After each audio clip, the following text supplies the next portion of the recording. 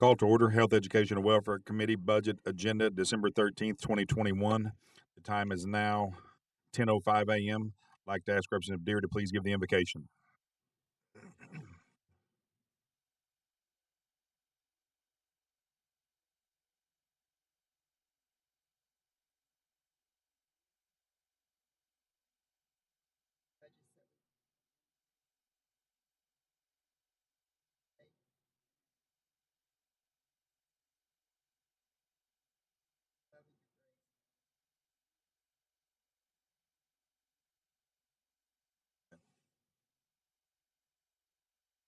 Roll call, Tracy Wade. Mary Crawford. Present. Joyce Deere. James Jennings. Anna Marshall. Present. Lucian Tiger. Present. Chairman, you have 5 present, 0 absent. 5 present, 0 absent constitutes a quorum. All business conducted will be official. Next item on the agenda will be the approval of minutes from 11/22/21 and 11/23/21. Representative Marshall made a motion to approve with any necessary changes. Is there a second? Second. Second by Representative Crawford. Discussion? Hearing none, roll call vote, please. Anna Marshall. Yes. Mary Crawford. Yes. Joyce Deere. Yes. James Jennings. Chairman, you have 4 in favor, 0 against. 4 in favor, 0 against. That motion passed. Next item on the agenda will be the order of business. Vocational rehabilitation. Ms. Dela Cruz?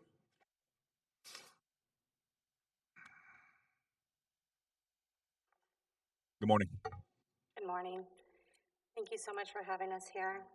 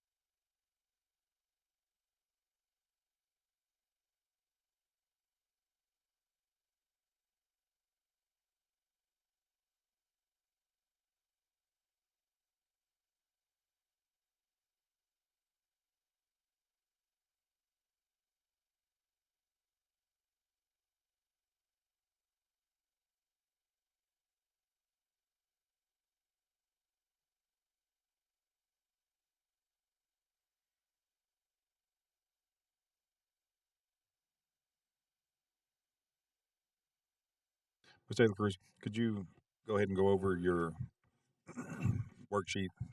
Yes, sir. Thank you. So the first page is my tribal match budget. So we have Voc Rehab as a federal grant program of $620,000 a year with a $124,000 match. As you can see, it is straight for the 3 years, the past 3 years. We have moved items between lines. We have moved some from the federal grant to the tribal grant to make things match as things have kind of gone up and down in prices and stuff. Overall budget has stayed the same. No pay increases or anything like that.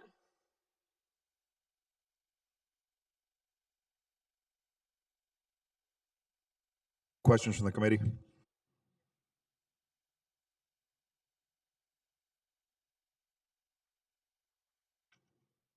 Motion to approve. Representative Jennings made a motion to approve, seconded by Representative Marshall. Discussion?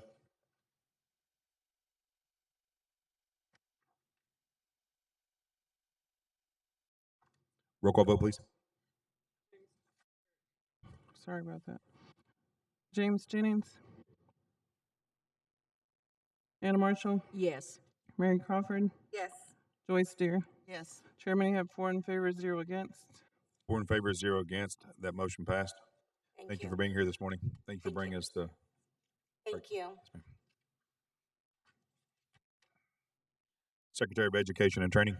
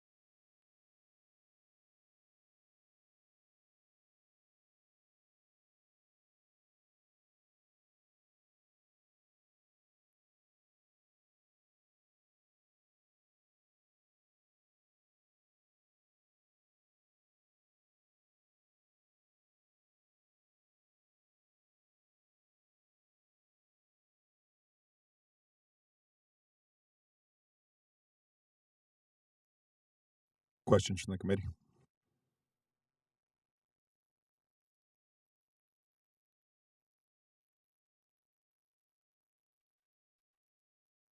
Representative Marshall. Good morning. I just have a question. I know that we've had the discussion before about the deputy secretary position. I see where the person that you have current in that position was at 80,000, and you're going to continue that position at 80,000. And so, can you tell me how much of a workload difference there is between the secretary of Education and Training and the Deputy Secretary, because there's only a $10,000 difference between the two salaries.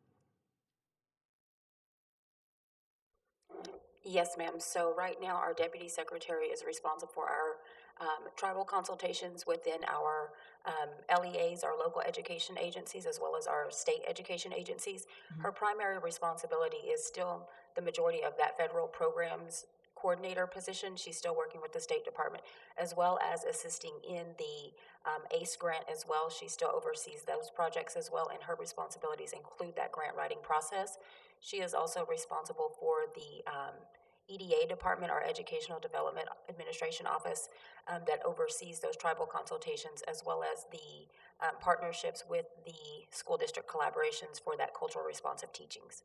Okay. And then my next question would be, I know that you don't have, you didn't have a director of community services, so you're adding that position, correct? And then right below that, you have a special project coordinator, and you're eliminating that, correct? Yes, ma'am. So what we're doing is we're taking that that special projects coordinator position, and we are changing that title to the Director of Community Services.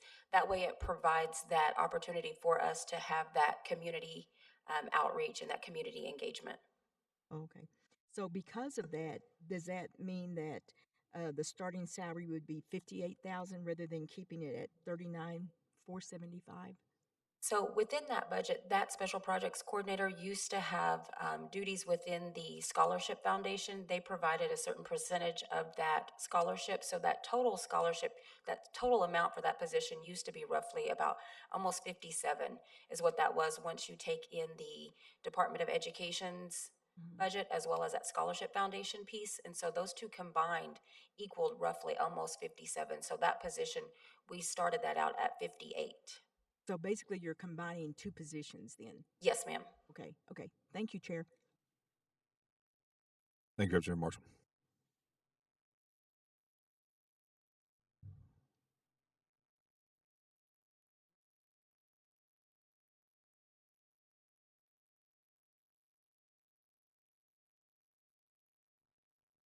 I have a question. Representative Deer.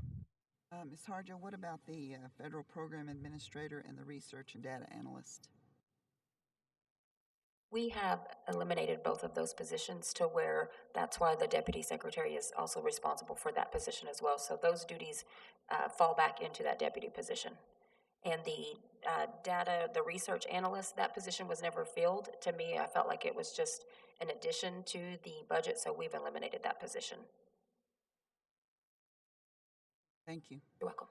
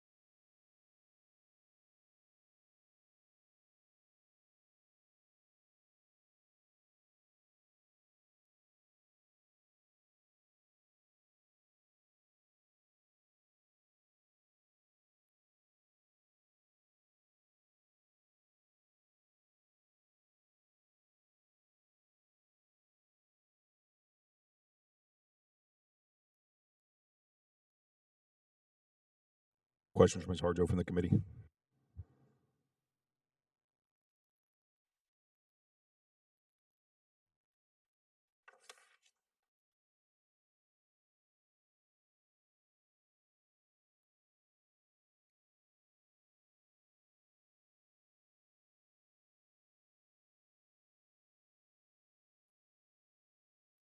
Mr. Chair, Representative Marshall.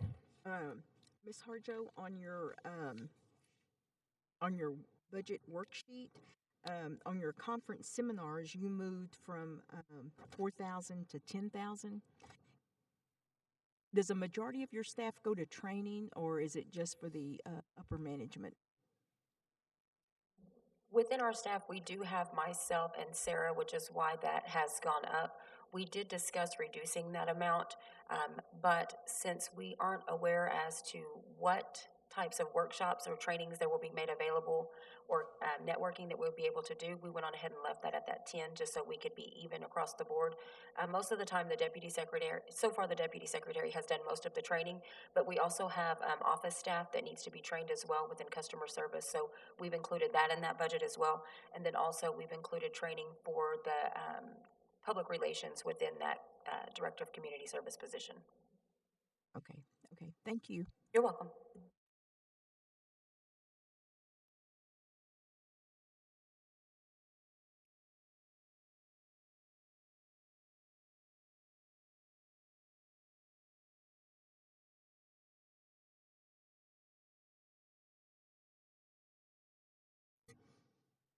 Representative Crawford, questions?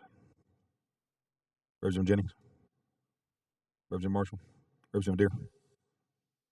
Chairman, I make a motion to approve the budget without the deputy secretary position, since that is not on an approved org chart. Representative Deere made a motion to approve the Secretary of Education and Training budget without the deputy secretary position. Is there a second? Second, Representative Jennings. Discussion. Roll call vote, please. Joyce Deere, Yes. James Jennings, Anna Marshall, Mary Crawford. Yes. Chairman, you have 4 in favor, 0 against. 4 in favor, 0 against. That motion passed. Committee, at this time, Ms. Harjo has requested that we add the ACE grant budget at this time because they have a request for tribal funds to provide compliance for the administrative costs within the grant. I have a motion from the committee to add the ACE grant to the agenda. Representative Marshall made a motion to add the ACE grant to the agenda. Is there a second? Second by Representative Jennings. Discussion. Hearing none, roll call vote, please. Anna Marshall, Yes. Mary Crawford, Yes. Joyce Deere, Yes. James Jennings. Chairman, you have 4 in favor, 0 against. 4 in favor, 0 against. That motion passed. The ACE grant has been added to the agenda. Ms. Harjo.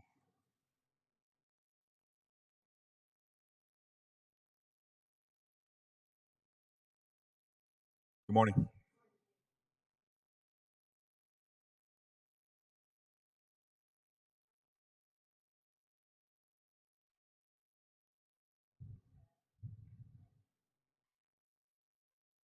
I don't think your mic's on. Is it on? Okay, now it is. Sorry. There we I go. Thank you. apologize. That's all right. Thank you. Good morning. So we received an Accessing Choices in Education grant back in October of 2020, and we are asking for $62,000. Whenever we moved into year 2 of October of 2021, we now have a budget requirement of 80% goes to direct student services, and then 20% goes to those project costs, which includes administrative functions such as reporting the indirect cost rates and a portion of salaries. And so we were asking for $62,000, and I provided both the ACE federal grant, the total of $862,654, and then the tribal funds we were requesting from the nation for $62,337.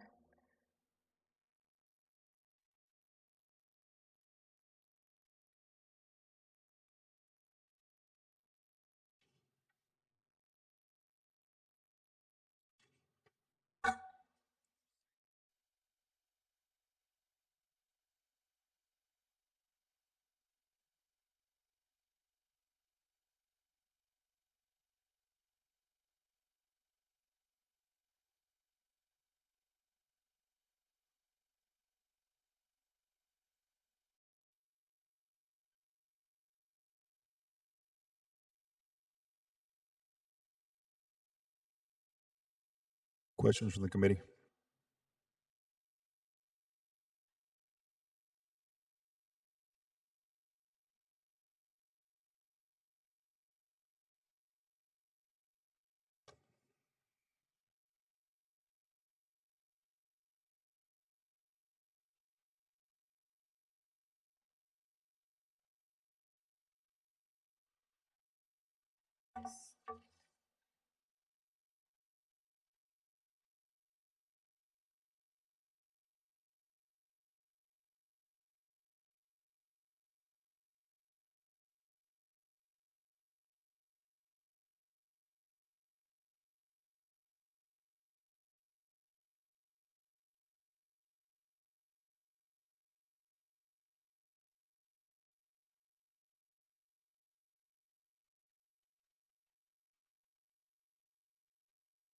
Representative Marshall?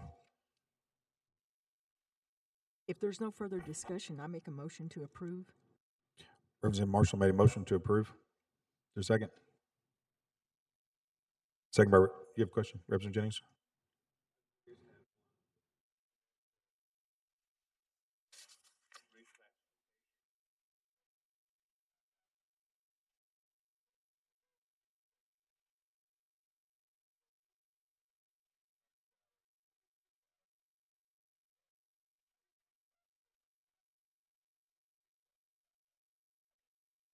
Yes, we can reclassify that youth specialist.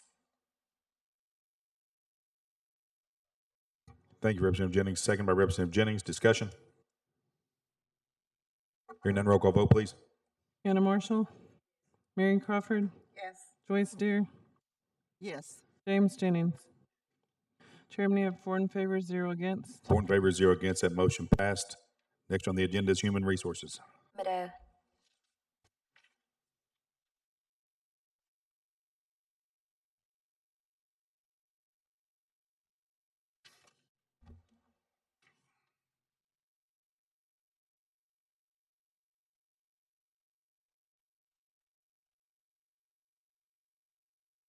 Morning, how are you?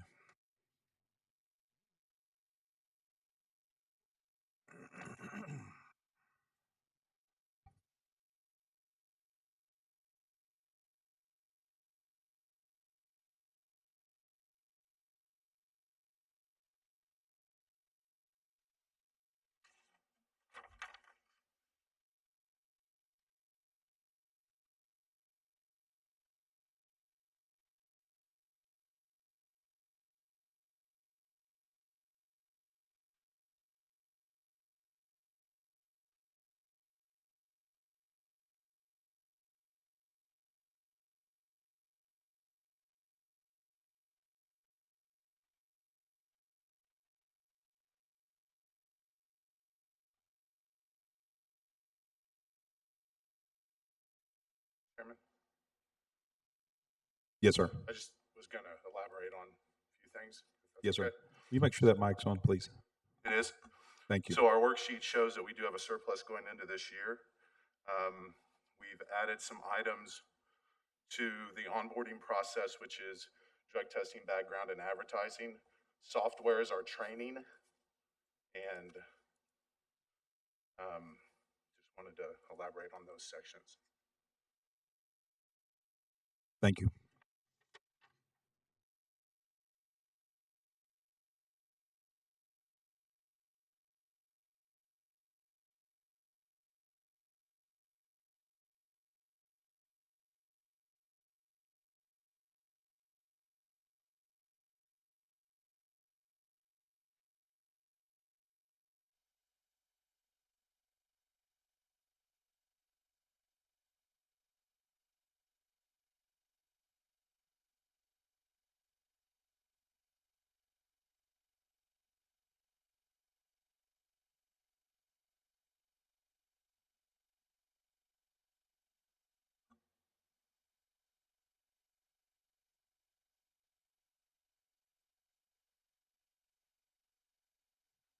Council on that, anytime you have questions, please feel free.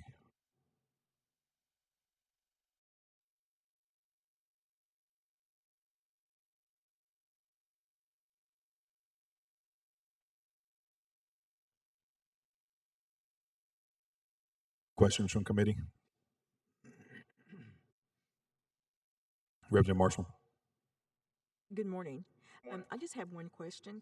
Yes, ma'am. On all your current salaries and your proposed salaries, does it reflect a 6% increase, or is there more than a It's 6%? a little more, and it's There's because more? it is more, and it's because we had a surplus, and we just want to stay competitive so that we don't lose the team that we have. Okay. Do you anticipate surpluses in the years after 2022? As far as the line item at the end of the year, Hmm. we'll have a surplus for the rest of the year. I mean, Going into next year, we'll reevaluate. I guess my concern is the years of FY23 and FY24. So you Right. would still be okay. I believe we will. I'll evaluate it, but that's what we did with the items here. That's why we added just a little bit to what it takes to onboard somebody. But I do anticipate that we'll continue to have a surplus and that the salaries do keep us competitive. And then we'll just be subject potentially to any COLAs that come from the nation itself Okay. on salary. Okay. Thank you. Thank you. Representative Jennings. Thank you, Chairman. So my comment to that, I don't feel like you have a surplus because you no longer have the health HR. They're taking care of their own. So, you lost those employees. So I don't see how you can say you have a surplus just because Well, you when don't we have were those given the employees direction anymore. of stay flat, health was included. But when health was removed, we were not asked to stay flat minus health. So the overall departmental budget stayed the same. And then we came in, obviously, we did have help from the health department, but we did stay flat to our budget. Actually, we came in surplus to our budget. Well, that's why I'm saying I don't feel like you have a carryover because you won't have those employees on the next year's budget. It's This 996 represents them being gone. understand that. And the 1,076,000 includes them. Yeah, I understand that. Yeah, but the carryover goes back to the controller's office, right?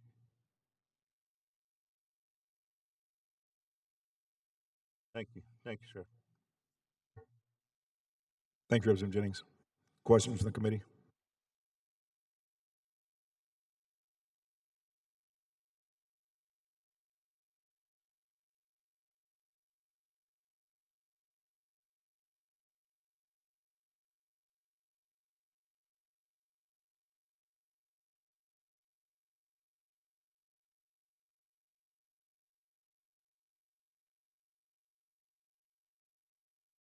Entertain a motion from the committee. Motion to approve. Representative Jennings made a motion to approve. Second. Second by Representative Deere. Discussion. Hearing none, roll call vote, please. James Jennings, Yes. Anna Marshall, Mary Crawford, Yes. Joyce Deere. Yes. Chairman, you have 4 in favor, 0 against. 4 in favor, 0 against. That motion passed. Thank you. Thank you. Next on the agenda, food distribution.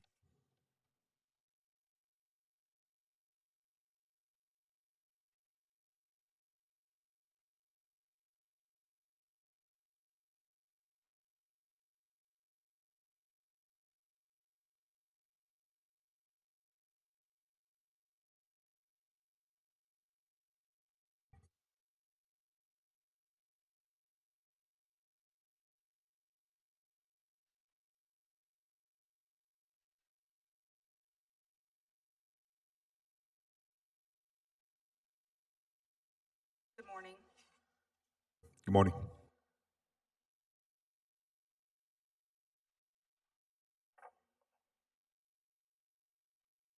First, I wanted to just start off talking about food distribution. Sorry, I'm a little quiet. When we first put together this budget, we wanted to make sure that The salaries were level, and then incorporate the years of service for some of the employees. Now, this food distribution budget was submitted to USDA, who funds 80% of our program, and they did approve it. So they approved the salaries and the amount that we had requested, and then the tribe is just required to match the 20%, which is all operating funds, because USDA does fund 100% of our salaries.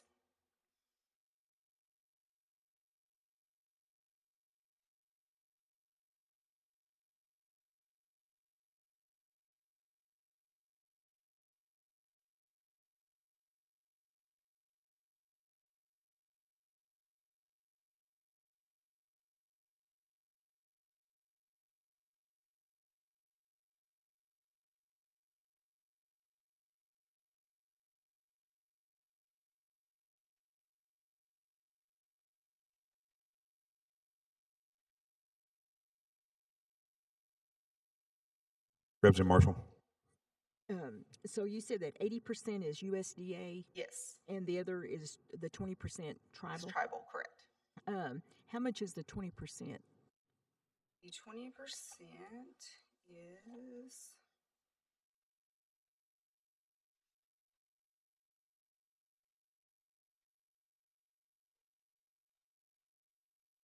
I thought I had it.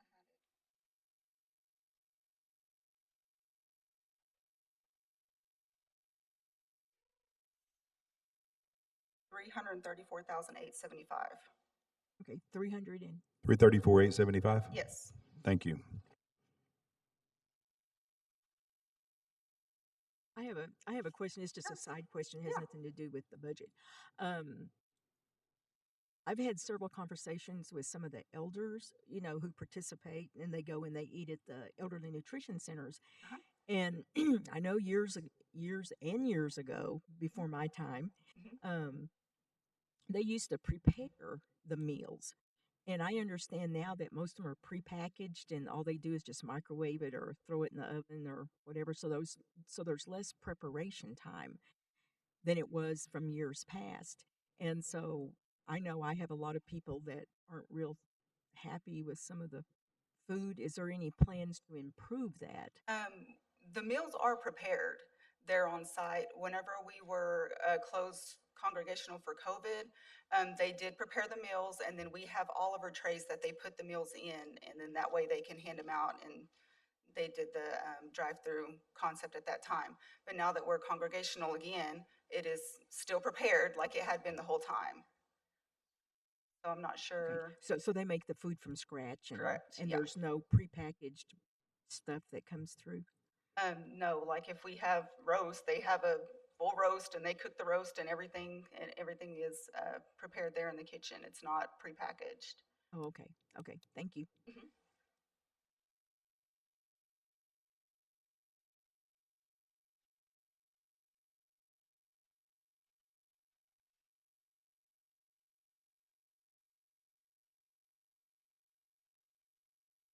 Representative Deer.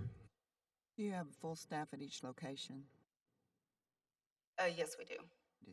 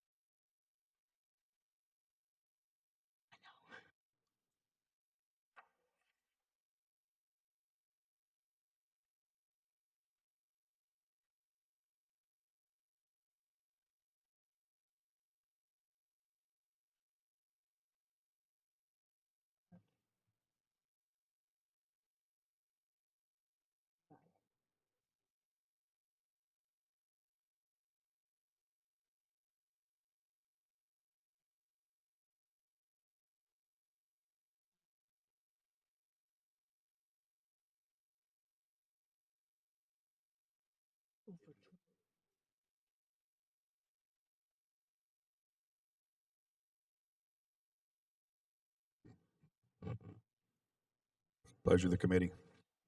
Representative Jennings. Mr. Darnell.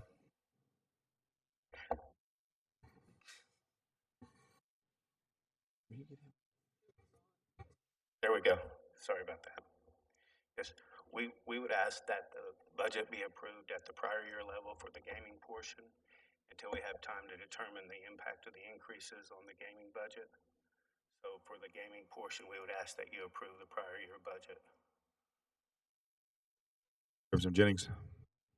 I'll make that motion to approve it as flat. Representative Jennings made a motion to approve at the prior year gaming budget. Is there a second? Second by Representative Marshall. Discussion. Hearing none, roll call vote, please. James Jennings, Yes. Anna Marshall, Yes. Mary Crawford, Yes. Joyce Deere. Yes. Chairman, you have 4 in favor, 0 against. 4 in favor, 0 against. That motion passed. And next is elderly nutrition. On elderly nutrition's budget, on their salaries, since they are under food services, we did the same thing to them where we had raised everybody up to a flat rate and then the years of service on that as well. That's where those salaries come from on that. Since they're under food services, we wanted it to be consistent across the board with our departments.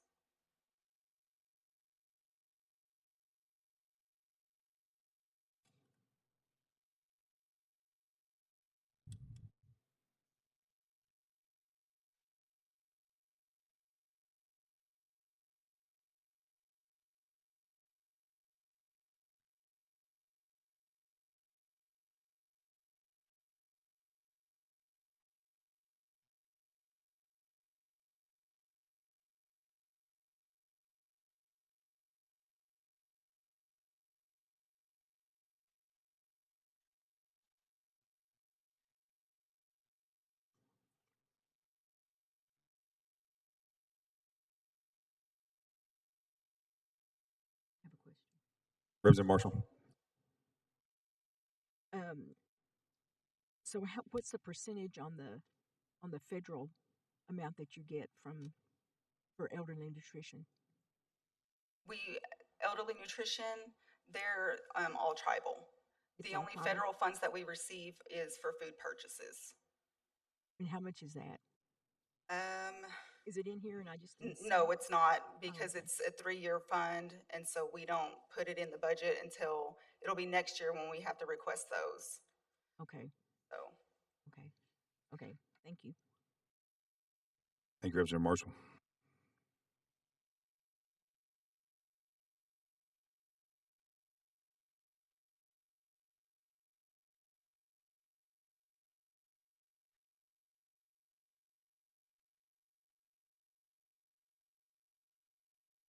Representative Deere.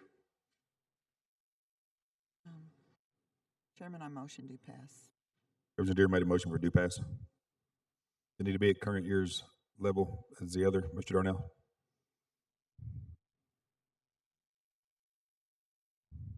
May I have a copy of the information? So what's in the Yes. what's in Munis is at the prior year level, but I don't know what you're looking at. So if we're approving what's in Munis, that sounds good.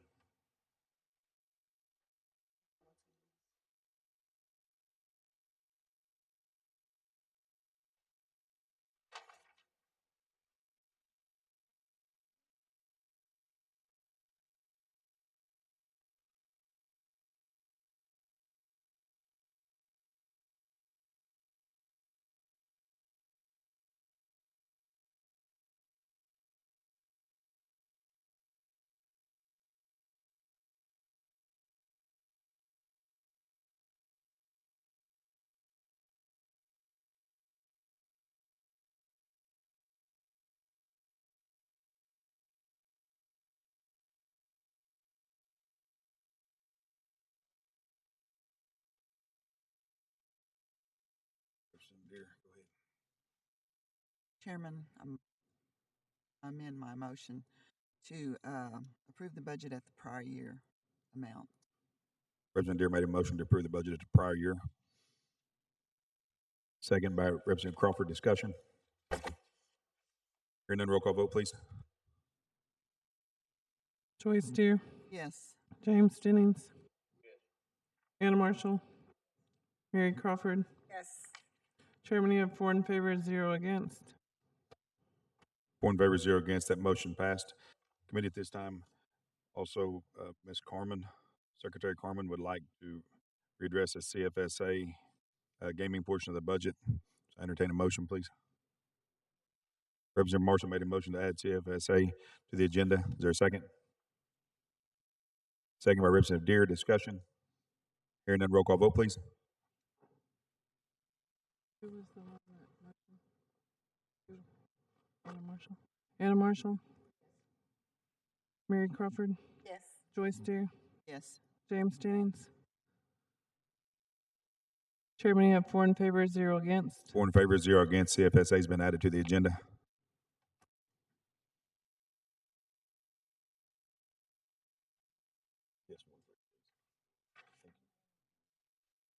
Thank you, Chairman. Thank you, committee. Good morning. Good morning. The budget that you are receiving is the CFSA budget, the gaming budget, and so we are asking for an increase. We've taken a look at CFSA and just the way that it's structured currently, and in an effort for us to reorg and really address the needs of the reservation ruling, we're proposing standing up some new program areas. And so that's what you see reflected in the budget in front of you. There are 17 vacancies proposed, and I'll just go over the program areas that we've identified to expand services. So we're proposing to stand up an intake and eligibility unit. This would be different than what we currently have. It would be separate from our child protective services. Given that we have an increase in the number of cases that are coming into us now post-McGirt, we would like to stand up that intake and eligibility unit, so we need a program manager for that. The child protective services, we currently do have that, but we're wanting to separate that out, so that would be investigation only. We would still have our tribal reunification and placement, and we would still have state reunification and placement, and we would still have promoting safe and stable families, and then we would still have our certification, placement, recruitment, and training, which is where we recruit our foster parents. The second program area that would be new is out of district. So this would allow us to intervene in cases that are outside of our jurisdiction or outside of the state. And so that's something that we don't currently do, but we do have that ability to intervene in those out-of-state cases. And so we would like to propose to create that new position.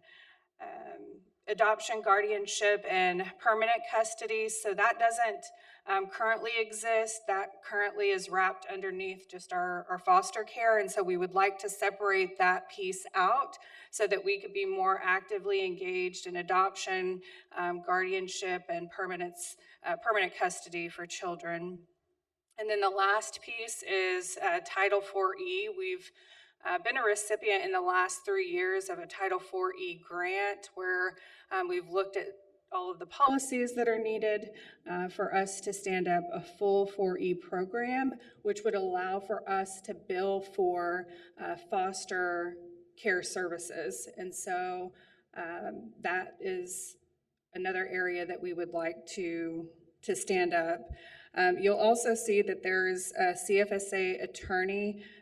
Just with all of the legal pieces that are involved, we would like to propose that position be added just to kind of help us be able to advocate for the children on the tribal side of things.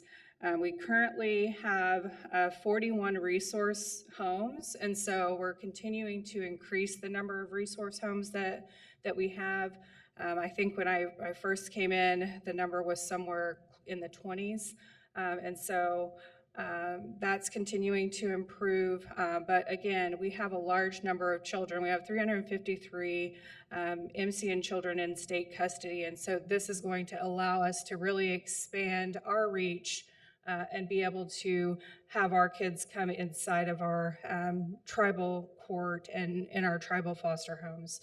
So that's the ultimate goal is really to bring more children home. So the increase, I believe, from last year, what was proposed is $491,048 is the difference. I'm happy to answer any questions. Questions for Ms. Carmen?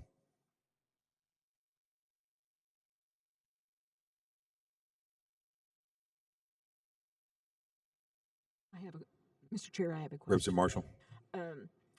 Ms. Carmen, you had mentioned the Title 4E, and you said that it was basically to expand your foster care services, and you talked about foster care homes. How many homes do you have currently? We have 41 total. 41? Yes.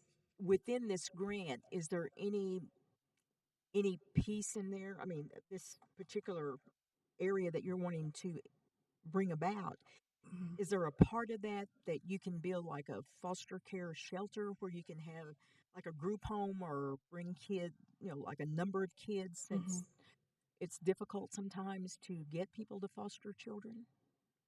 I'm not sure that there's the funding to do that with the grants. Okay, so maybe No. this one is like for PR work and to get the word out that you want foster homes, or is it for training of parents to become foster parents? So the 4E, the way that it works is once we do have our foster homes in place, we're able to bill the federal government for those services.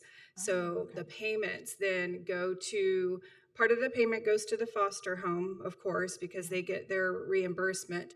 But the other piece of that we can bill for, which Cherokee Nation, I think, is the only other tribe that's currently billing for foster care services, but then that would come back to the nation and it would help us to support some of the positions that CFSA needs. So that's kind of the vision of the 4E, is there is that opportunity for us to build the federal government once we get it completely stood up. Okay.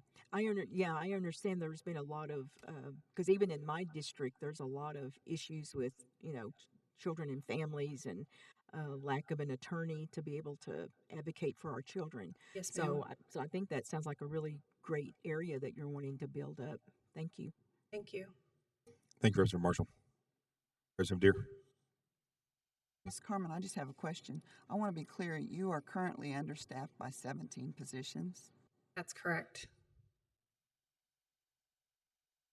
Did that recently happen, or has that happened just in this past year, or has it been that way for a while?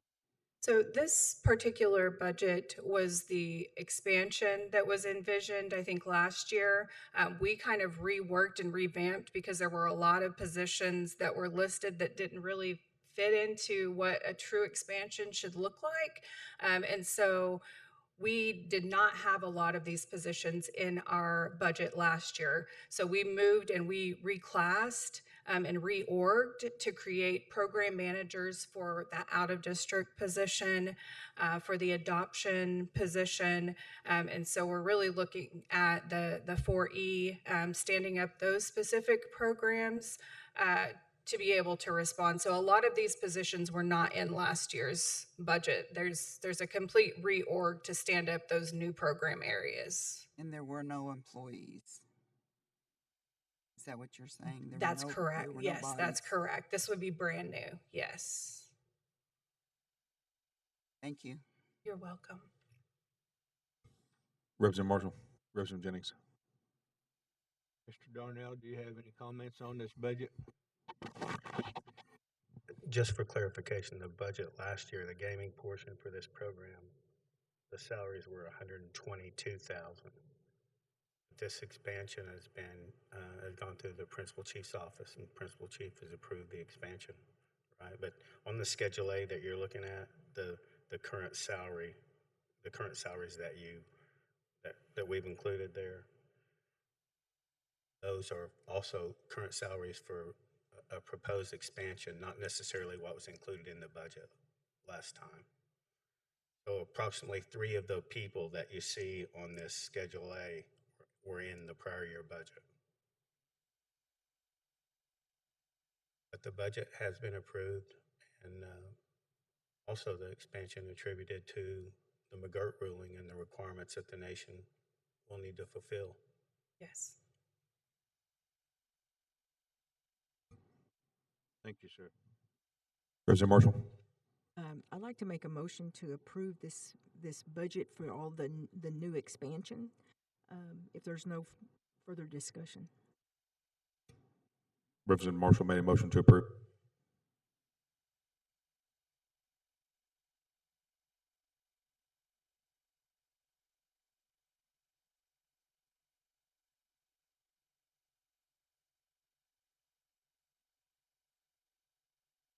Second to Representative Marshall's motion. Representative Crawford, second. Representative Marshall's motion to approve. Discussion. Discussion from the committee.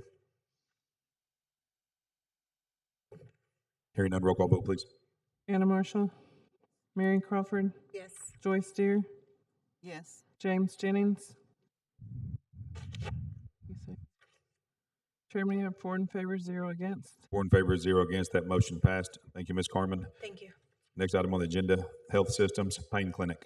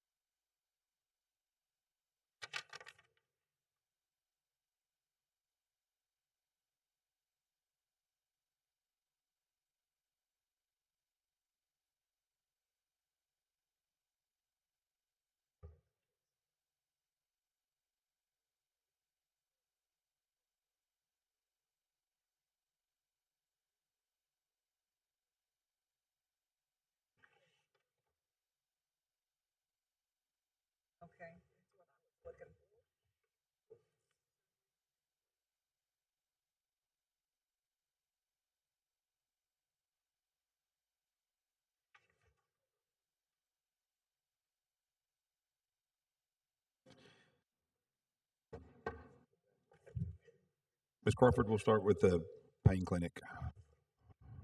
Thank you.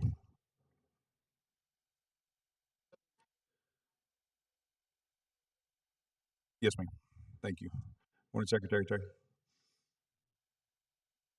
Well, good night. Don't even speak to us. I said, let me try it again.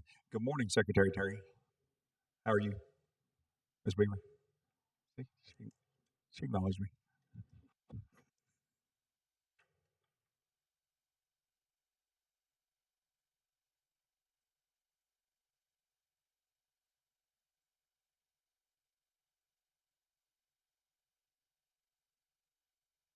Representative Crawford, it's in the very, towards the back,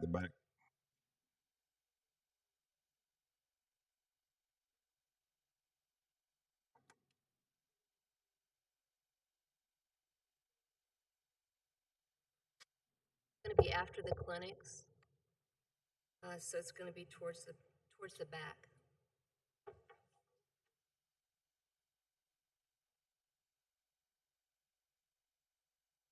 40003.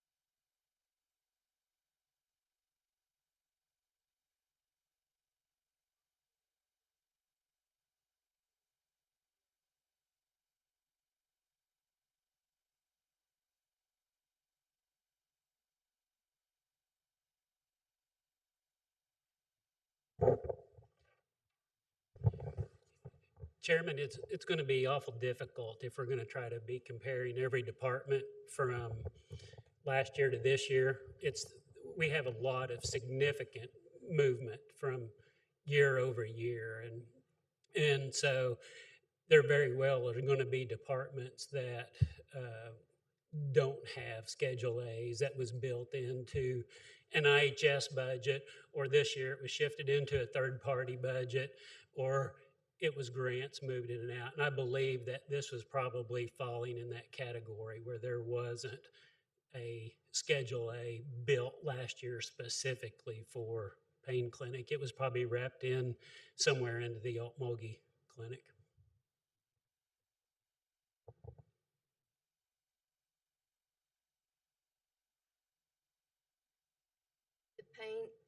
The pain clinic this year, the only budget is a TOR grant because the DOJ grant is ending this year.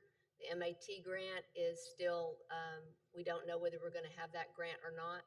So the TOR, so there's only 2 positions on the Schedule A for FY22.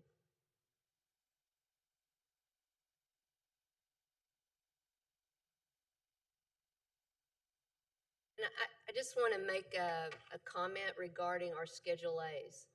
So as we had discussed before, we have a pay scale for just about every position in this Department of Health.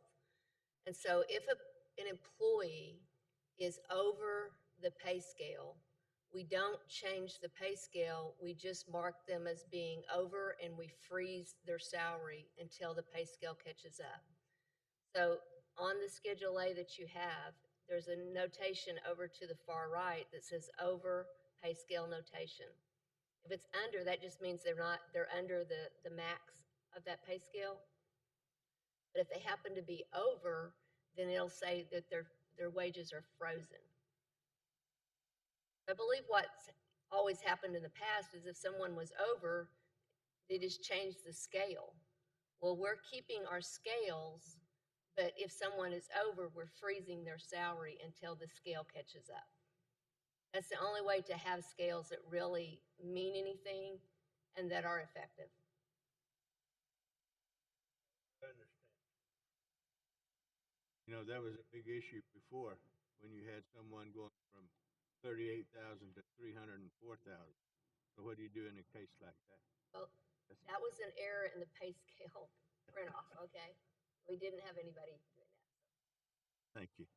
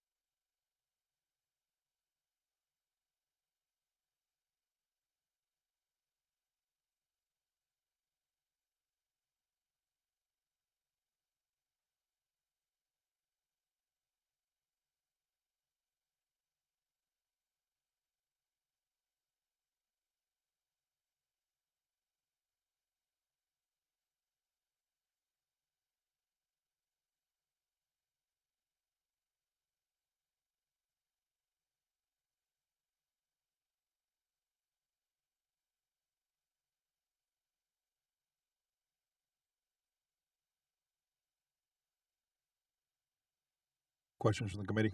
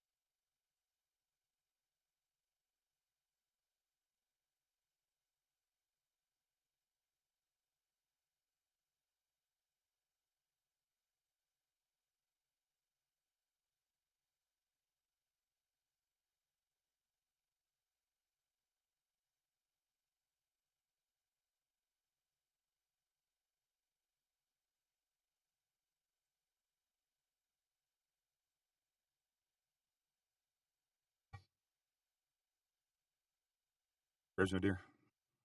Chairman, I motion to pass on this budget. President Deere made a motion for due pass. Yes. For a second? Representative Jennings seconded the motion to approve the budget for the pain clinic. Discussion. Hearing none, roll call vote, please. Joyce Deer, Yes. James Jennings, Anna Marshall, Mary Crawford. Yes. Chairman, you have 4 in favor, 0 against. 4 in favor, 0 against. That motion passed. Tobacco prevention. The only budget that's being presented for tobacco prevention is a third-party budget. The state of Oklahoma has not renewed the grant. They're not doing that grant right now. So it's just the third-party grant. And there was a reduction.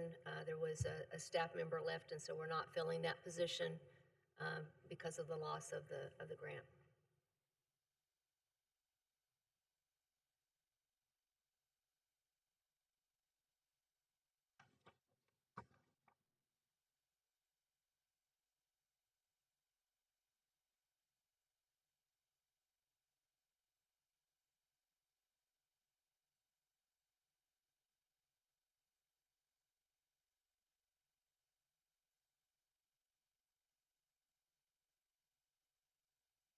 Mr. Chair, I have a question. Representative Marshall. The tobacco prevention, it used to be a standalone program at one time. Is it still one, or is it being absorbed into another department? It's still a standalone program, but it's being managed under behavioral health. Okay. Is it working out better that way? Well, we just started that in FY22, so you want to... Oh, okay. Yeah, so thank you, Ms. Marshall. The reality is that this grant always reported up to a director of some kind. It just happened that because it's a prevention grant, we've tried to take nicotine addiction and make that part of an entire behavioral health program, since they deal with various kinds of addictions and so forth. So it reports up to the behavioral health director. However, the state of Oklahoma, somewhere right after some of Governor Stitt's comments about the nation, decided that they weren't going to fund this tobacco grant. And we've really just kept it in third party, just so we didn't have to lay off any folks. So as for now, we're keeping everyone intact, but we're going to have to figure out where that's going to come from in the future if we're going to continue to do that. But right now, we're hoping that they come around and give us funding for that. Okay. Thank you. Thank you, Representative Marshall. Questions from the committee? Hearing none, Representative Marshall. I make a motion to approve the tobacco prevention. Representative Marshall made a motion to approve. Second by Representative Crawford. Discussion. Hearing none, roll call vote, please. Anna Marshall, Yes. Mary Crawford, Yes. Joyce Deer, Yes. James Jennings. Chairman, you have 4 in favor, 0 against. 4 in favor, 0 against. That motion passed. MCN Refill Center.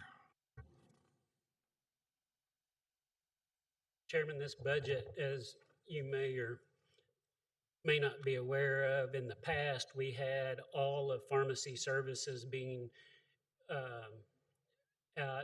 expenses being paid out of the clinic budget. When we got the refill center up and going, we took all of those expenses out of the refill center, or I'm sorry, out of the clinic and moved them to the new refill center. We are right now making approximately $6 million a month out of our pharmaceutical sales. And so really, when you look at what the refill center budget is for this year, is an increase in drugs, an increase in staffing to get those drugs processed. And it's really going to be the only variance that you see in the clinic budgets from FY21 is the reduction of those pharmaceuticals, and pharmaceutical staff is really that. So that's what you have in front of you.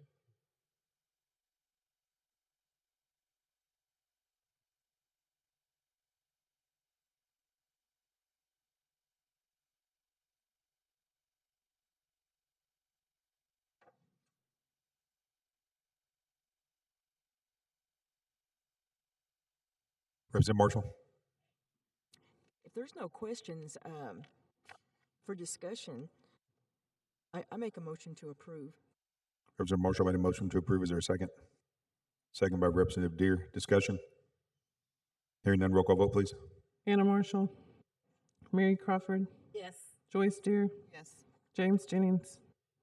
Chairman, you have 4 in favor, 0 against. 4 in favor, 0 against. That motion passed. Employee Health Clinic.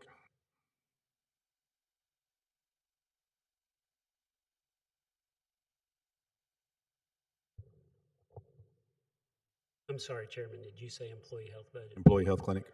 So, as you guys may or may not be aware, the employee health clinic was something that we designed in an attempt to try to help reduce the tribe's cost from the self-insured employee benefit plan.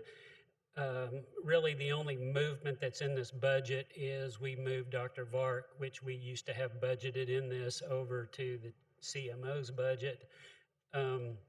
And so right now we're continuing to eat the cost of this program. Hopefully somewhere in the future, with the benefit to the tribe, we'd like to ultimately see the tribe helping in that investment, but we're going to continue to do that with third party. So be happy to answer any questions.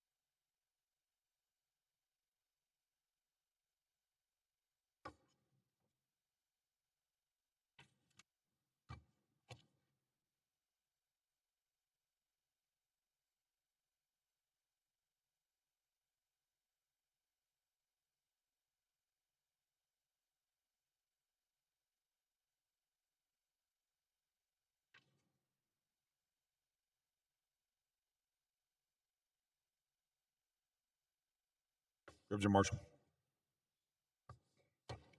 If there's no discussion or questions, I make a motion to approve. Representative Marshall made a motion to approve. Second by Representative Crawford. Discussion? Representative Jennings. Mr. Terry? Yes, sir. Yes.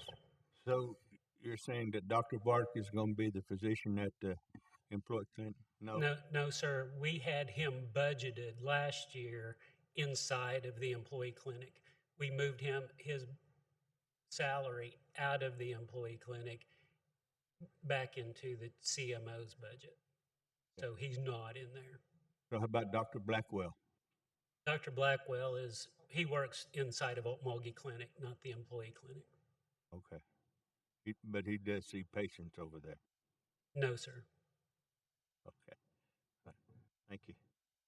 Thank you, Representative Jennings. Motion on the floor to approve. Any further discussion? Hearing none, roll call vote, please. Chairman, Representative Secretary Terry. To Mr. Jennings' point, Tracy Duckworth is the primary provider that's in that facility. However, if she calls in sick or she's out for any reason, we do shift people from location to location. So that's not to say that Dr. Blackwell couldn't have been over there working one day. So he may very well do that. We shift resources as we need them to. So if he was over there, but not as a rule, that happens. Thank you, Secretary Terry. Roll call vote, please. Anna Marshall, Mary Crawford, Yes. Joyce Deere, Yes. James Jennings. Chairman, you have 4 in favor, 0 against. 4 in favor, 0 against. That motion passed. Vision Billing Office.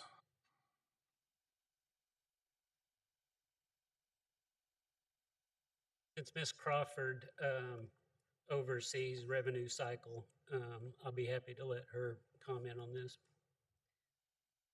That one will be listed as revenue cycle as far as a divider. I don't really know where the vision billing came from, but it's revenue cycle. So revenue cycle is basically two departments. We have one department that bills for all of the hospitals, clinics, and emergency services, our EMS, and then another portion bills for all of the pharmacy. Both of those are combined in this budget because they have the same program number.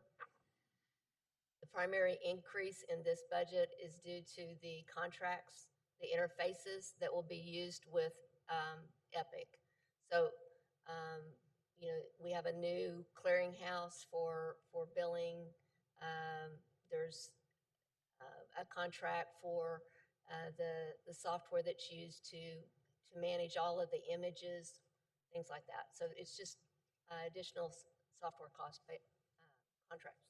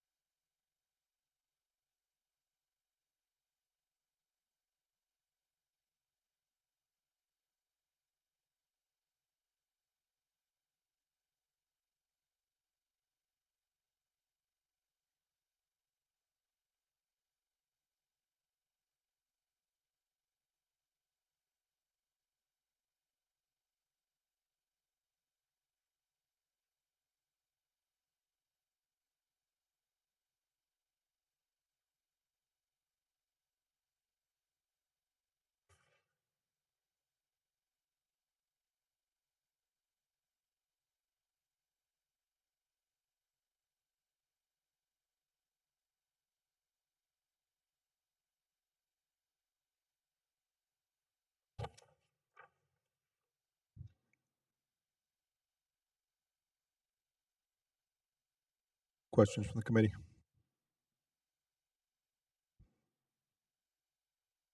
Representative Jennings. Recycle Center.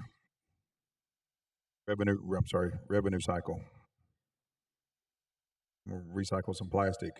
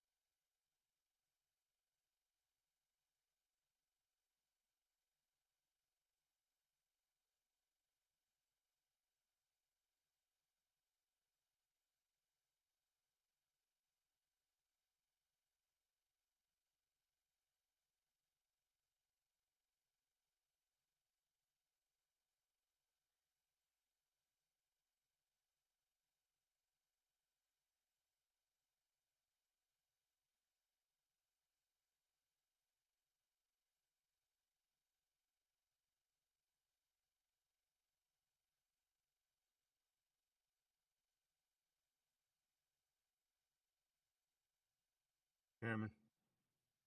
Representative Jennings. Ms. Crawford. On this position, RX 04.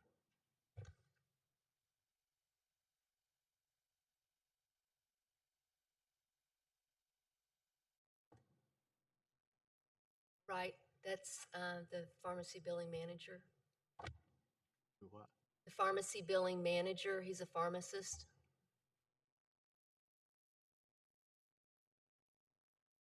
So you're getting an increase of $26,000. No, sir. The, that was a increase during the year, yes. We don't have that scale, so I'm saying he did not receive that increase, but the scale that he's on, he's over the scale, and that's one of those I said that we didn't change the scale. He did not have an increase in that year. You can find him on the, let me find him on the schedule.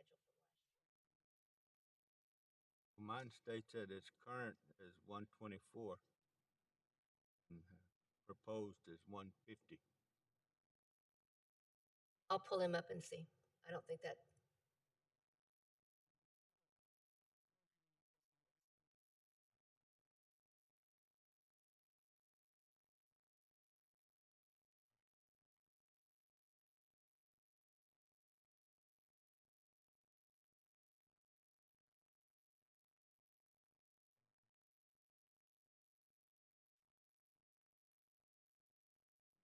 Chairman, I'll make a motion to postpone the revenue cycle budget till tomorrow till we get clarification.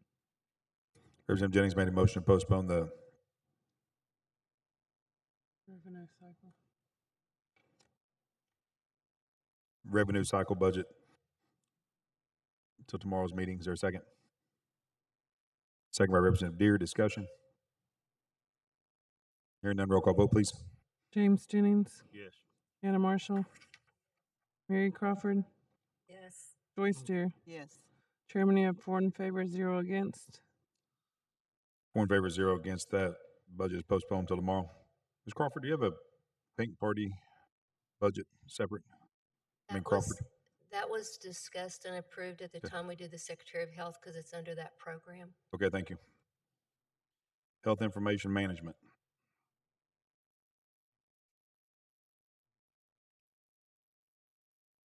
So this budget's going to jump all over the place primarily because there was a lot of COVID funds used last year, approximately about $5 million in COVID funds. There's about $12 million in ARPA funds, healthcare ARPA funds that is going to be included in here. You're going to see the overall budget shifting from about 24, from 25 million last year down to 24 this year.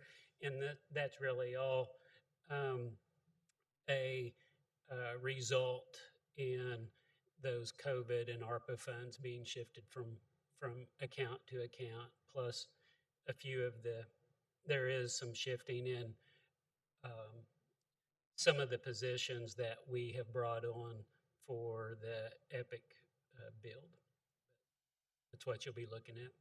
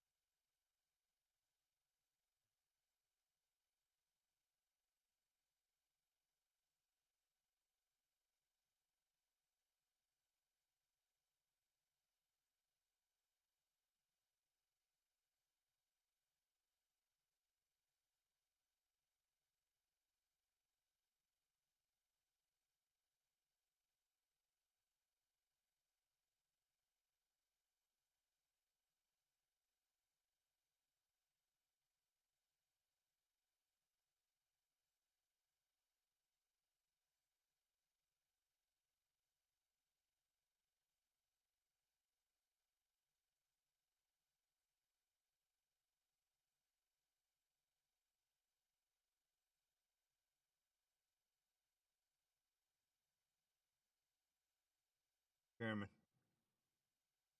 Representative Jennings. Thank you, sir. Ms. Crawford, On the IT, 17, 17, IT 17.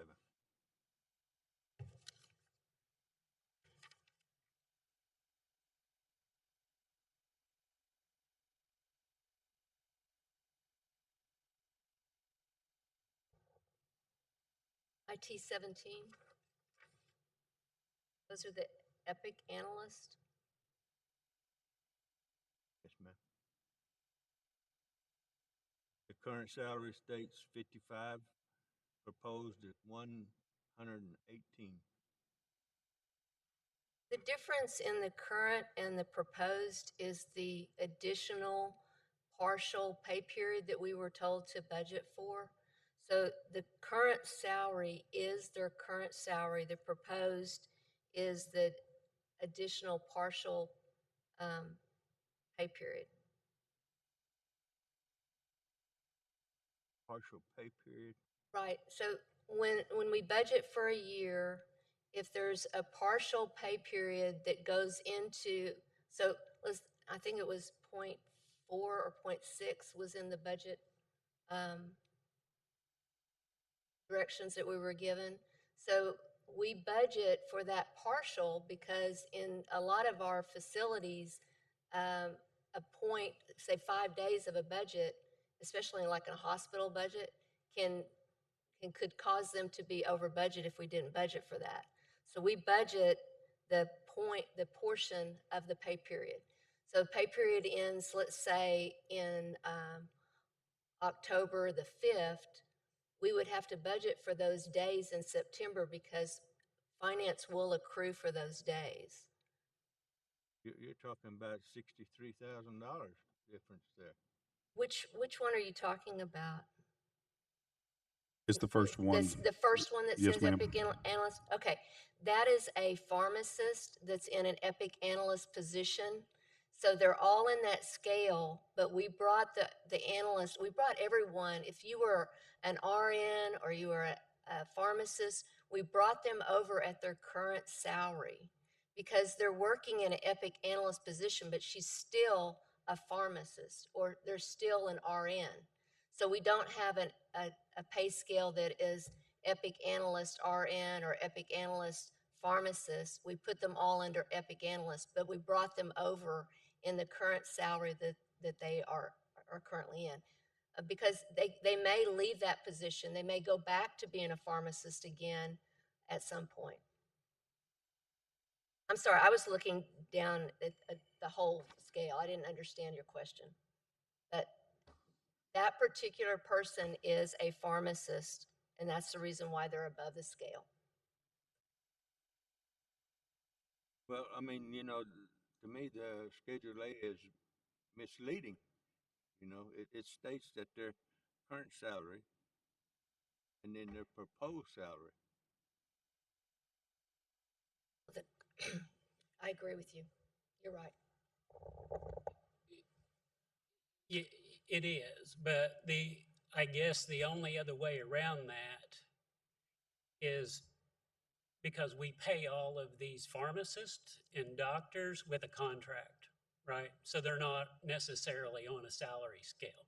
They're on a contract that we have with them. And so when they move into these roles, and so we would have had to know exactly, when we budgeted in 2021 to bring all of these positions on, we just knew we were going to need 60. We didn't know what they were going to look like and who they were going to be and what they were going to be at. And so all of that stuff has been very fluid with who's applying for those jobs, what are they, what position are they in. And so you're right, it's not just black and white for certain. Yeah, because you go right below it, and you have one that's same title, IT 17, and theirs is 55, but only going to 66. Those four are all RNs. I just know that from the salary that they're in. but we don't know that. Yeah. And you know, I don't know about the other committee members, but the when only, when but I the, see it, yeah, I understand, but the only way to get you where what you're talking about is for me to know who I'm going to hire next year and what level are they in to do that. And we don't know the answers to those questions. And so it's hard to bring someone in and put them at a current salary when we don't know who those people are. And so if this person resigns and we hire someone that's an RN, they could be in a very different scale just because of that. So I appreciate where you are, but what you're seeing reflective of current is, like Ms. Crawford said, these have been primarily people that were working already in the Department of Health that applied and moved over. And we didn't ask them to take a reduction in, from one position to the other. So we kept them flat. So I understand your point, but if we were only looking at brand new unfilled positions that we wanted to go fill, we could do what you're describing. But it's once again, it's not simple. thank you, Chairman. Thank you, Mr. Chair. Questions from the committee?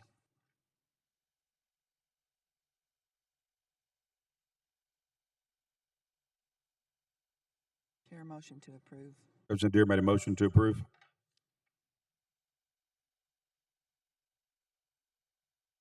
Second by Representative Crawford. Discussion. Hearing none, roll call vote, please. Joyce Deere, Yes. James Jennings, Anna Marshall,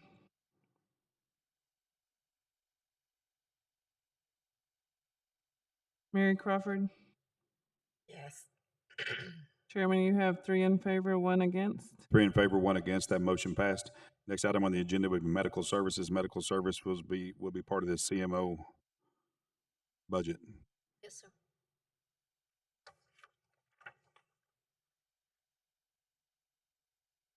This budget is comprised not only of the CMO office budget, which is an IHS budget, but it also includes the SANE grant, the PHN grant. So those have all rolled up under, they report through the CMO's office.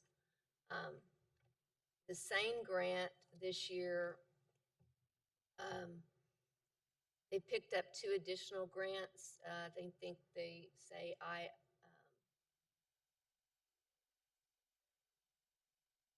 it is the 3135 and the 3136, SANE OVS and OVW. These are additional grants that were awarded and it will begin in FY22.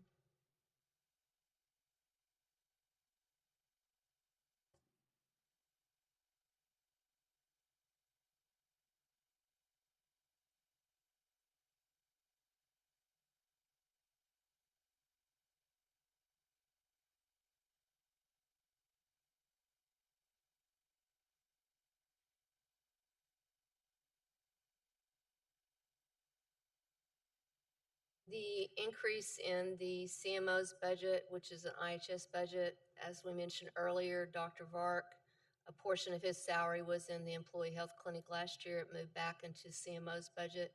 And then I think the only other increase really was for contract cost. We're see what line it is, but to redo the bylaws for this year, and then also software maintenance contract. The software is for the medical staff credentialing. Every physician, every provider that we have has to go through a credentialing, and there's a lot involved in that. And so that's new software to help manage that. And they have some software now, but it's quite old, and so we're looking at upgrading that software system next year.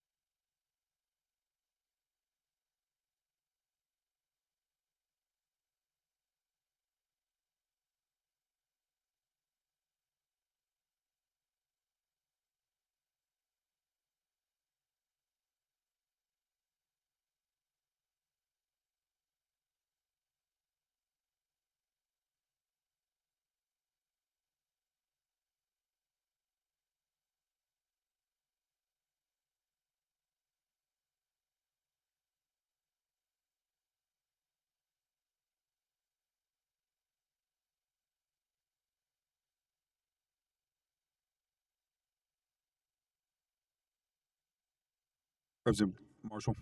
Mr. Chair, I make a motion to approve. Representative Marshall made a motion to approve. Is there a second? Second by Representative Deere. Discussion.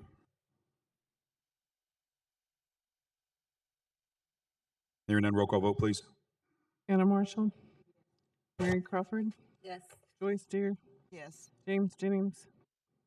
Chairman, you have 4 in favor, 0 against. 4 in favor, 0 against. That motion passed. Ms. Crawford, do we have a vaccination program budget? Thank you. Sorry, there's not one. Thank you. Next on the agenda will be the Riverwalk Clinic. Chairman, this budget, we are retracting and we have moved some of the personnel operational cost over to the new Council Oak facility. And so what you're going to see is us taking out the part of the year of rent and some of the items that we had planned to open that facility. But this one will no longer be operational.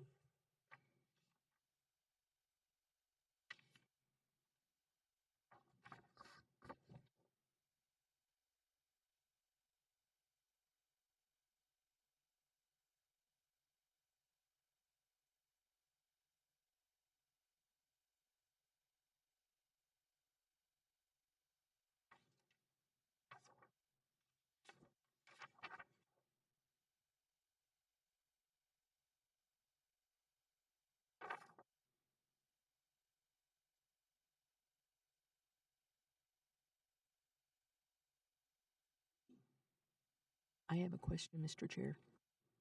Representative Marshall. Just refresh my memory. How long has the Riverwalk Clinic been in? How long has it been in existence? I can't remember. It's not in existence. We've It's been not? in renovation all year. Really, Okay. what Riverwalk was set up, what our original budget, what we were doing was creating the employee pharmacy out of Riverwalk, and that's where we were headed. We were under construction of that facility when we decided to go in and purchase Council Oak, and as soon as we did that, we just stopped. So we were in the middle of all of that last year. Okay, for some reason I thought it was open. The expenses that you see are due to the employee, the pharmacist and his assistant that were filling the employee health scripts. So we kept those under the Riverwalk. That's what the FY 21 expenses are, is the pharmacist and the drug cost related to filling employee scripts. Okay. And so it's moving over to Council Oak, but we left it, I mean, that's what that was for FY 20. Okay, so it won't be located at Riverwalk? No. Then? Okay. It actually never was located okay. there, but that's the program that we expensed it under. So we thought it was going to. Before Riverwalk, it was located at Coweta. And so by law, we have to keep 2 separate inventories of pharmaceuticals.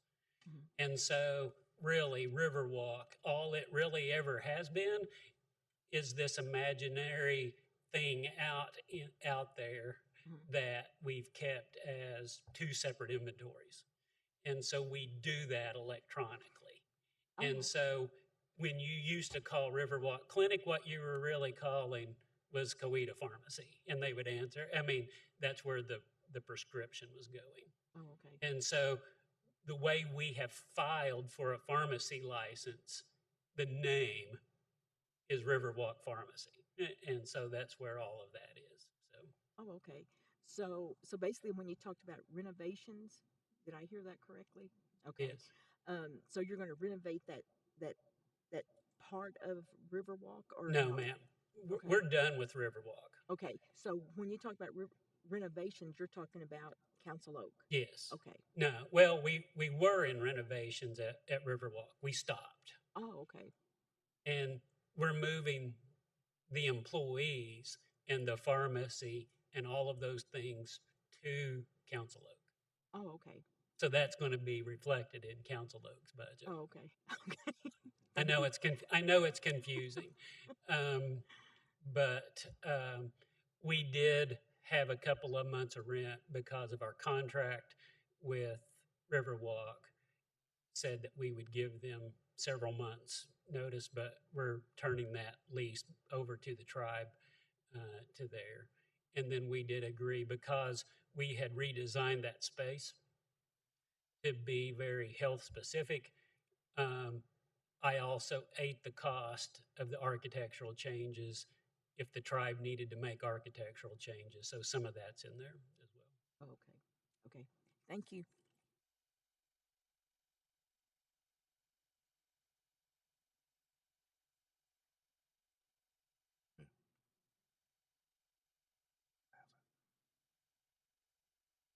Yeah. Just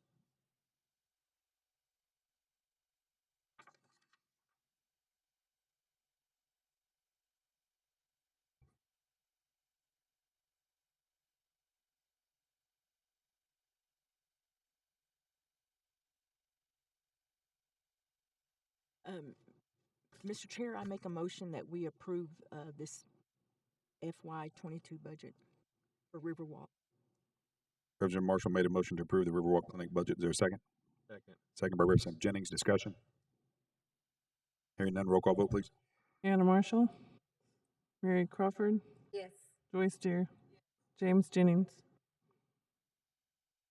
Chairman, you have 4 in favor and 0 against. 4 in favor, 0 against. That motion passed. Council Oak Comprehensive Health Hospital.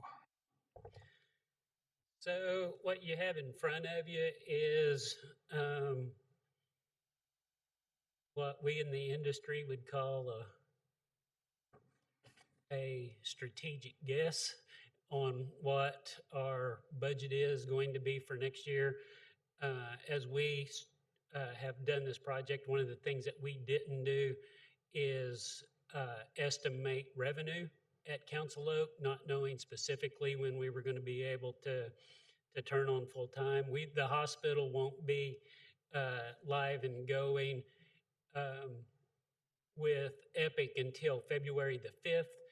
And so once we turn on Council Oak on February the 5th, we're going to try to be set to bring the inpatient side employees and have everybody on board by March the 1st, and then turning on the inpatient side by April the 1st. So what you have inside this budget is a very fluid estimate of us turning on outpatient clinics, which we have today, more specialty clinics turning inpatient on April the 1st. And so, and we did some strategic guessing on cost based on some of our history with the Okmulgee Medical Center cost. And so that's what you'll be looking at today.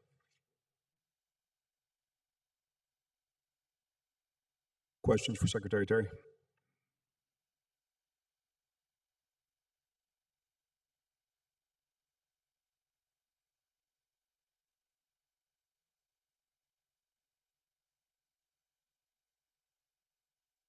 Representative Deer? Ms. Crawford, on your Schedule A, Yes, ma'am. there's a position, I don't know what line. It's RN03. It's kind of towards the bottom of the page, Yes. but the current salary is 46. Oh, I'm Okay, sorry. I want to explain a little bit on these. So we have all the positions listed based on the pay scale that they will fall in, but none of these positions begin October 1. Some of these positions we will start in December, some will start in January, some will start in February, March. We staggered the start dates because we won't start with everyone at one time. So when we are proposing the salary, we're proposing it based on the FTE that we are expecting for that part of the year. And I think what happened is the person who helped me with the Schedule A did not show the FTE column as a decimal. So they all look as 1, but they're not 1. They probably rounded to 1. I know on a lot of these positions, they were going to start in January. We're bringing on managers earlier so that they can hire their staff. But a lot of the staff won't start until January and even maybe into February. So it's a partial salary for the proposed. If that, does that make sense? Okay. Okay, thank you. Questions from the committee? One of the things, when you see FP in that description, that means float pool. So if it's a float pool position, we pay them a per diem for the number of hours that they work. So we're estimating that some of these positions will work half-time. I mean, a per diem is basically a contract employee. They are employed. They go through all the processes as an employee, but we pay them a per diem, and they're like a part-time. So a part-time employee has to work 32 hours. A per diem could work anywhere from, let's say, one shift, a 12-hour shift, or they could work 3 12-hour shifts in that week. We do monitor the amount of time that they work over the year to make sure that they're not working full-time. If they do, we move them to full-time. But especially in the hospitals, float pool is extremely important position because you'll have employees, you'll have a nurse that will work in Tulsa. She'll want to come down and pick up a shift or two. If we can use float pool employees, then we're not paying a contract agency, which may charge us $85 an hour, where an RN per diem rate is $35 an hour. So it's those float pool positions, we use them especially in the hospitals. You'll see them in RNs, LPNs. EMS uses a lot of float pool employees because people in those industries, they want to skip around and pick up extra shifts. And so for us, we're paying them a flat rate. We're not paying overtime. But for that employee, they're picking up extra shifts and getting extra money. So Thank you, Ms. Crawford.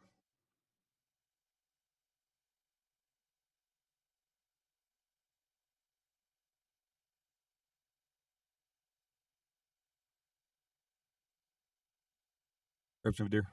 Chairman, I motion to approve this budget. Representative Deere made a motion to approve. Is there a second? Second by Representative Jennings. Discussion. Hearing none, roll call vote, please. Joyce Deere, Yes. James Jennings, Anna Marshall, Mary Crawford. yes. Chairman, you have 4 in favor, 0 against. 4 in favor, 0 against. That motion passed. Council Oak Comprehensive Health Clinic. So this is a clinic side of Council Oak, all of the specialty clinics, pharmaceuticals, supplies on the outpatient side of what we just got through discussing. And so you see that there's a shift from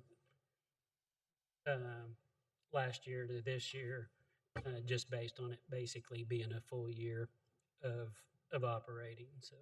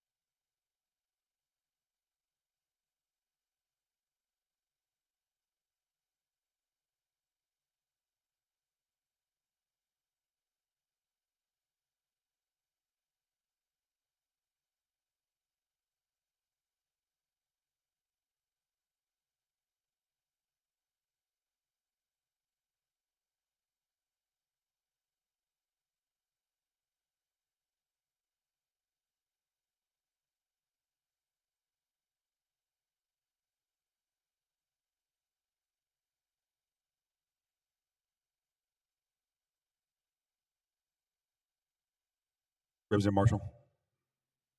Are all your positions filled at Council Oak? No, ma'am, not all of these positions are filled. Some of the clinic, the primary care clinic that we started with Dr. Reed, that one is filled.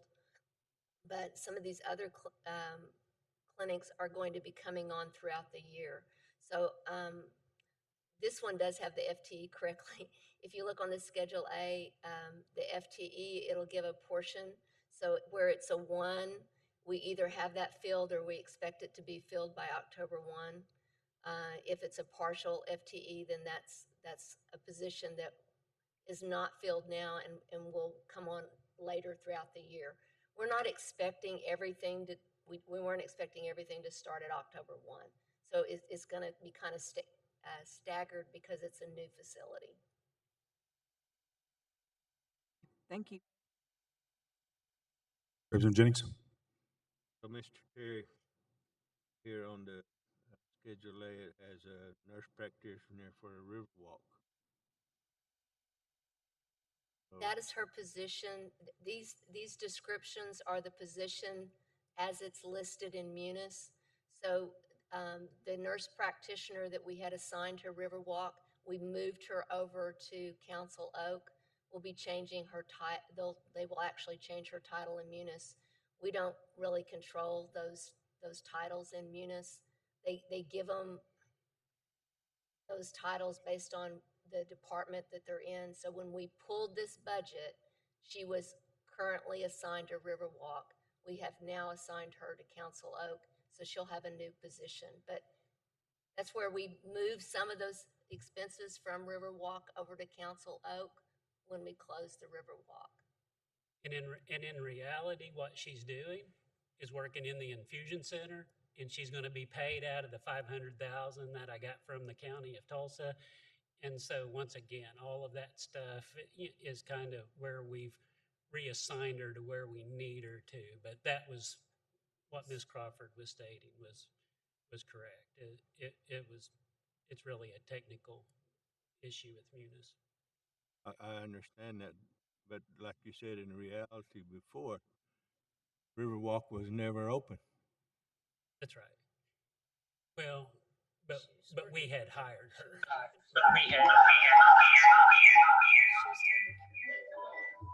Thank you, sir. Thank you, Chairman. Thank you, Representative Jennings. Representative Marshall. I make a motion that we pass the budget for Council Oak Comprehensive Health Clinic. Representative Marshall made a motion to approve the budget. Is there a second? Second by Representative Crawford. Discussion. Hearing none, roll call vote, please. Anna Marshall, Yes. Mary Crawford, Yes. Joyce Deere, James Jennings. Chairman, you have 4 in favor, 0 against. 4 in favor, 0 against. That motion passed. Council Oak Comprehensive Health Branch. So I described a while ago the complexity of the employee health program and the separation of the inventory, pharmaceutical inventory. This is essentially just the pharmaceutical inventory that I had referenced earlier. So it's just that specific piece.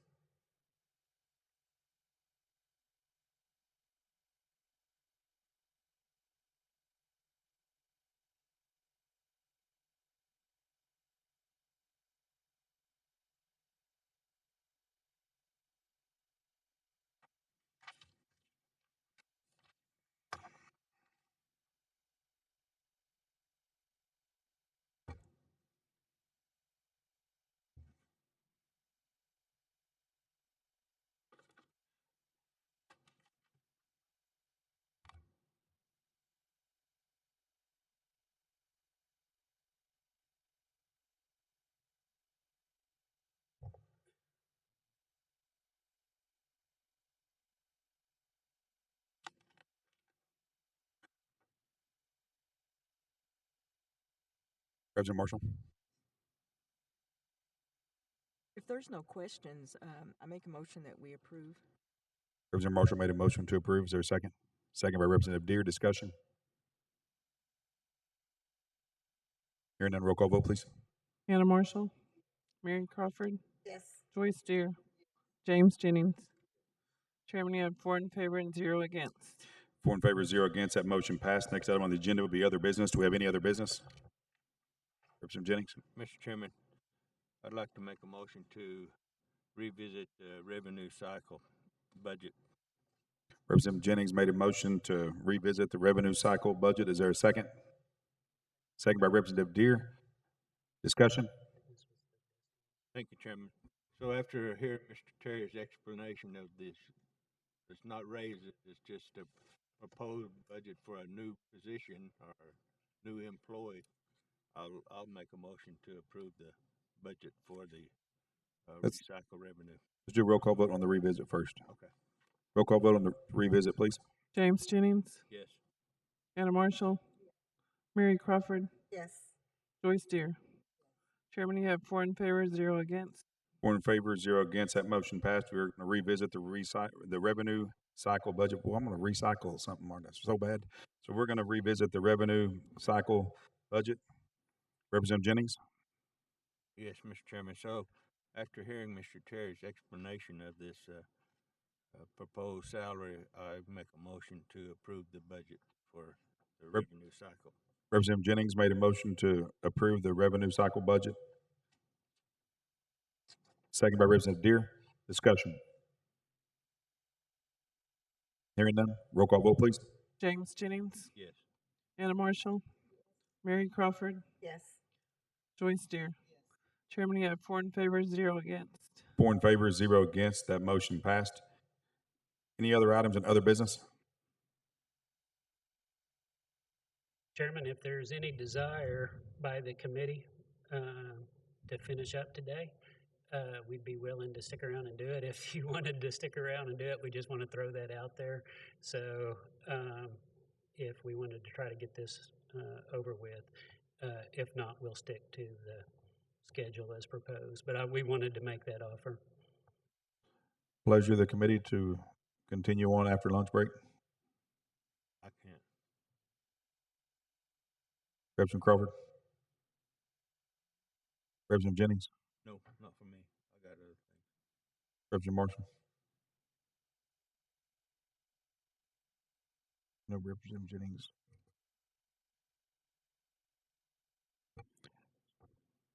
Secretary Terry will reconvene tomorrow as scheduled. Thank you. Thank you. Thank you, committee. Yes, ma'am. Next item on the agenda will be announcements. Any announcements from the committee? Any announcements from council on the line? Hearing none, entertain a motion to adjourn. Motion to adjourn. Representative Marshall made a motion to adjourn, seconded by Representative Crawford. All in favor say aye. Aye. All opposed, same sign. I'd like to ask Representative Crawford to please give the benediction.